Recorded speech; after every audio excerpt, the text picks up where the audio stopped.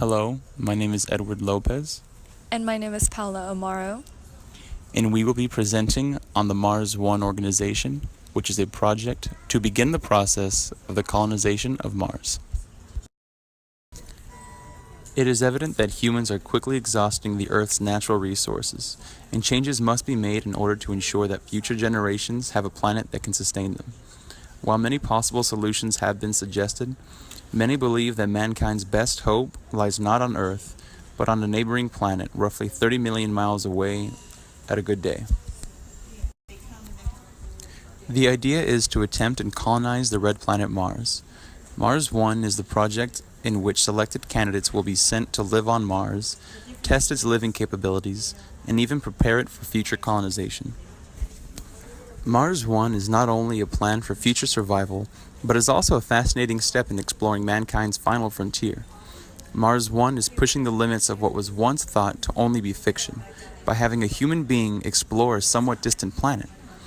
This new motivation for space exploration is no doubt bound to bring about great innovation and advancements in technology, just like the space race of the 1960s. Mars One's goal is to find humans a new home, but in the process is sure to create a positive push to help humans further their knowledge of technology and understanding of what lies beyond our world. As of now, Mars One has narrowed down its pool of potential astronauts to about 100 people. These 100 will be further narrowed down to 24 through team-based tests and exercises. These remaining 24 will be divided up into teams of 4 and will train to become accustomed to the harsh living conditions of Mars by living in pods in a dry, desert-like terrain. As for the plan for living on Mars, the astronauts will need to overcome non-breathable air and a lack of atmospheric pressure. Mars One plans to use organisms like cyanobacteria and phytoplankton to convert much of the carbon dioxide in the atmosphere into breathable oxygen. Mars One also hopes to raise the temperature of the planet, which would sublimate Mars's ice into gas and increase atmospheric pressure, allowing future colonists to stay safely planted on Mars's surface. These would be difficult but crucial steps in the colonization of Mars. The colonization of Mars may seem like a good idea to some, but because Mars One's goal seems nearly unachievable, many believe it to be a waste of time and resources. Harsh conditions like toxic soil, lack of atmosphere and oxygen, constant radiation from space, and a heavy dependency on technology for survival would make colonization of Mars incredibly difficult.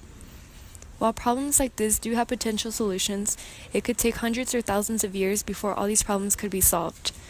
This leaves many people doubtful that Mars is mankind's best hope. Mars One plans to begin their process in the near future, hoping to send groups of 4 astronauts every 2 years starting in 2025. Before that, Mars One intends to launch robotic missions to prepare the surface as soon as 2018.